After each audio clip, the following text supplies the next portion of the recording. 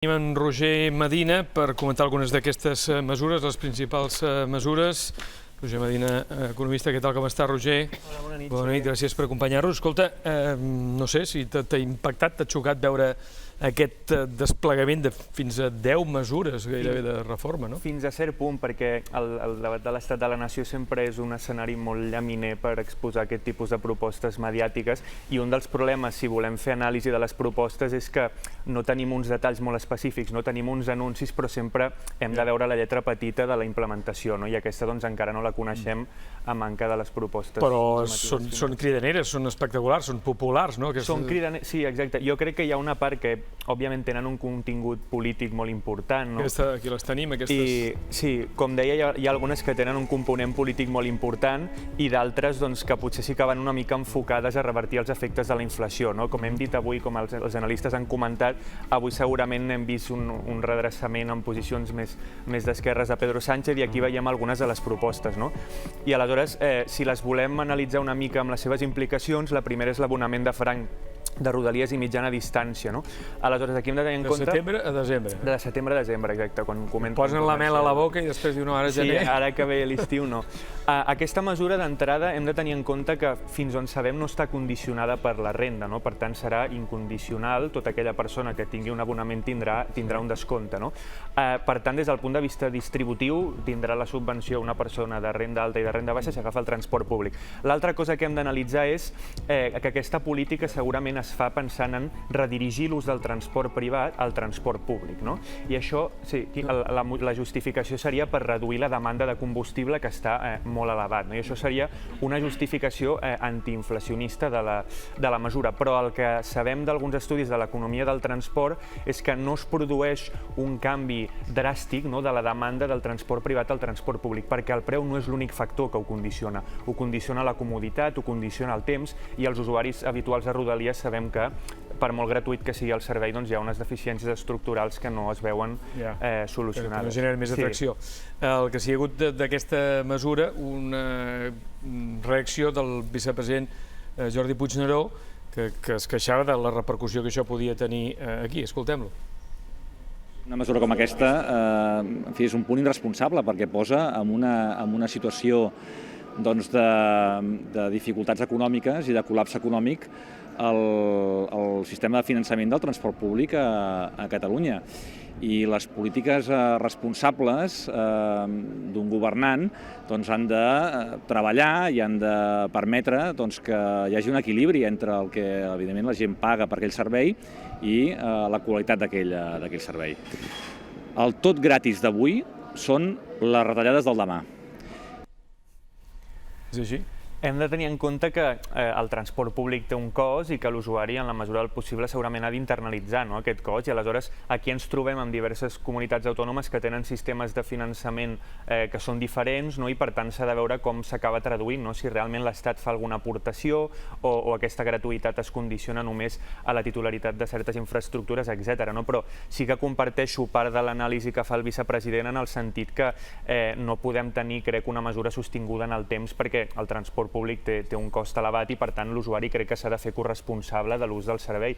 Un dels models que crec que s'hauria d'avançar, on és en la bona direcció amb la T-mobilitat, és el pagament per la distància recorreguda. Per exemple, als Països Baixos, cada usuari és titular d'una targeta i aleshores es paga en funció de la distància recorreguda. Qualsevol usuari sap que un viatge amb una T jove o amb una T casual, per fer un recorregut de 2 parades, no has de gastar un viatge, i per fer-ne un molt més llarg també has de gastar el mateix. Això té també poc sentit, des d'aquest punt de vista. D'aquestes altres mesures, dèiem també aquest ajut de 100 euros mensuals, aquesta beca complementària pels estudiants majors de 16 anys que ja tenen concedida una beca. Correcte. Si ens fixem en el que comentàvem del punt de vista distributiu, a diferència de la primera mesura, aquesta sí que podríem dir que està condicionada per la renda, perquè les persones que ho percebran seran aquelles per les quals ja s'ha acreditat que poden ser receptores d'una beca, i per tant segurament es fa per ajudar aquelles persones que estan estudiant i per tant que segurament amb aquests recursos es poden destinar a donar suport familiar, etc. També hem de tenir en en compte que estem en un moment amb tensions inflacionistes i a vegades es volen fer polítiques d'estímul en moments de crisi econòmica, però fer polítiques d'estímul a vegades pot tenir pressions, diguem-ne, sobre la demanda i per tant inflacionistes. És cert que aquesta no és una política pressupostària que pugui tenir un impacte macroeconòmic molt alt, la taxa d'estalvi dels joves normalment acostuma a ser més baixa i per tant és probable que la propensió d'aquests diners sí que es gastin. I finalment aquesta altra mesura, la que té a veure amb els impostos que pesen sobre entitats financeres o bancàries, i empreses energètiques durant 2 anys. Sí, la mesura busca recaptar 3.500 milions d'euros a l'any, 7.000 en total. No hem d'oblidar que un impost a les empreses energètiques ja s'havia anunciat, ara el que es fa és consolidar aquest impost i s'introdueix el recàrrec també sobre els bancs. No sabem com es farà, si amb un recàrrec de l'impost de societats, no sabem quin tipus de mecanisme hi ha. Per exemple, hi ha països com el Regne Unit o com Itàlia que han introduït impostos sobre els beneficis excessius, això que s'anomena els beneficis caiguts del cel, els windfall profits en anglès, sobre els beneficis del sector energètic. Però Espanya no hem d'oblidar que des del setembre ja tenim en vigor un mecanisme que redueix, en teoria, part dels beneficis del sector energètic i tenim de recent aprovació l'excepció ibèrica, que en certa manera aquelles empreses que no generen amb gas ja han vist reduïdes la retribució. Per tant, hem de veure com... Jo sempre m'agrada veure la lletra petita.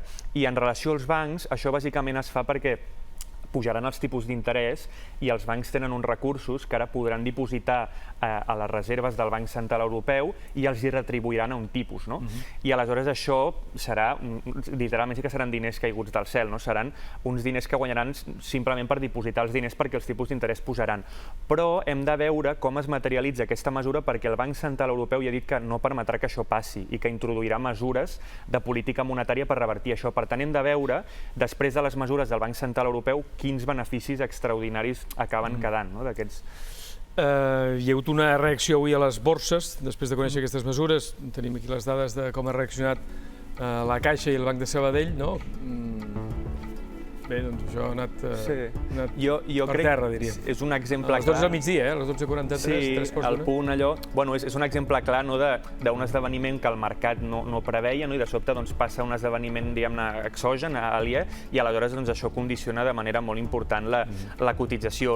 Com dic, hem de veure això com acaba repercutint i també hem de tenir en compte una cosa. Moltes vegades el fet que es posi un impost concret no vol dir que a qui s'està posant l'impost sigui el que finalment el pagui. És a dir, el subjecte passiu, el que es fa càrrec i abona l'impost a l'agència tributària, no és necessàriament qui el suporta. Estic pensant en un impost que es va voler que paguessin els bancs, que era l'impost d'actes jurídics documentats, que antigament el pagava la persona que adquiria un immoble, i finalment hem vist en alguns estudis empírics que s'han fet que es va repercutir una gran part d'aquest augment impositiu als consumidors. Per tant, també s'haurà d'estar al tanto de veure què succeeix amb aquest impost. Altres mesures que s'han anunciat des d'una nova PAC, fins i tot, la PAC s'anuncia... Ajudes agràries, imagino. Una nova política agrària, una nova PAC, habitatge públic a Madrid. Sí, l'habitatge públic era un projecte que estava pendent i és construcció d'habitatges de protecció oficial, sí que estaven pendents. Ja ho veurem, tot això en teoria per compensar la inflació. A mi hi ha una cosa que aquí em preocupa, i és que també ho han dit alguns analistes de la taula, i és que en la cimera de l'OTAN es va comprometre un augment de la despesa militar que es vol assolir l'objectiu del 2% de la recomanació dels ministres de defensa de l'OTAN del 2003. Però a la vegada hi ha una cosa que crec que no té prou importància en el debat públic i crec que quantitativament és molt important, que és la revalorització de certes prestacions públiques amb la inflació, i en concret penso en les pensions.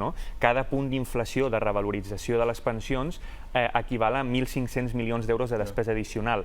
L'AIREF estima que ens costarà uns 14.000 milions. Estem parlant en un any unes mesures ens donaran 3.500 milions d'ingressos i aquest any haurem d'augmentar la despesa en pensions a 14.000. Vol dir que cobrirem el 25% d'aquesta nova despesa compromesa. L'altre 75% d'on sortirà, i la despesa militar addicional també, no? És cert que els ingressos públics de l'administració també està tenint una mica beneficis caiguts del cel o impostos caiguts del cel, no? Perquè estan augmentant els ingressos per certs impostos i per tant això també... Acabem, Roger, amb aquesta notícia de la paritat que s'ha produït avui entre euro i dòlar. feia 2 dècades que no...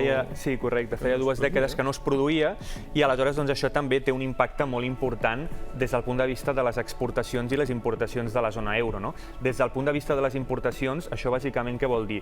Nosaltres les importacions que fem de productes en dòlars, per exemple petroli o gas, que ara diguem, és una circumstància i són elements i béns que preocupen, això per nosaltres suposa un encariment relatiu d'aquests productes. No? Per tant, necessitarem més euros per poder fer front a la mateixa quantitat de productes. Però a la vegada, per les empreses europees, el que passarà és que seran més competitives a nivell internacional perquè l'euro és més barat. No? I per tant, això podria afavorir les exportacions europees. Però amb una dependència energètica tan gran, doncs veurem això on ens porta perquè realment encarirà la cistella dels productes. Sí, sí. Moltes gràcies, Roger. Gràcies i bona nit.